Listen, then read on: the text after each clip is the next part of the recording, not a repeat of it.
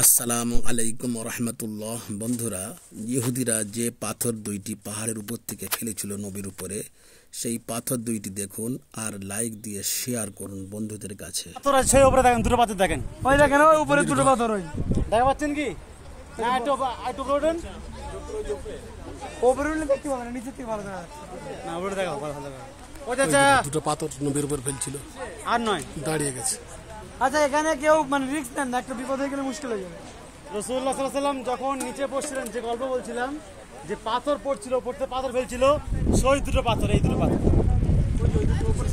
সবার উপরে নাই। এই যে মানে উপরে নিচে অলরেডি উপর থেকে নিচে যখন চলে এসছে, ওখানে বললেন হ্যাঁ অলরেডি উপর থেকে দুটো অলরেডি চলে এসছে ওখানটায়। এই যে এই পাথর দুটো রাসূলুল্লাহ গায়ে ফেলার জন্য চেষ্টা করেছিল।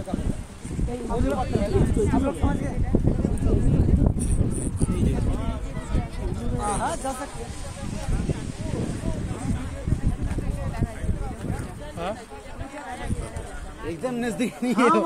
বুড়িমার ঘর এটা।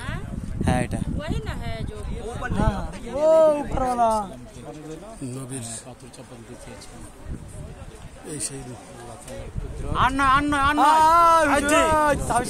নয়।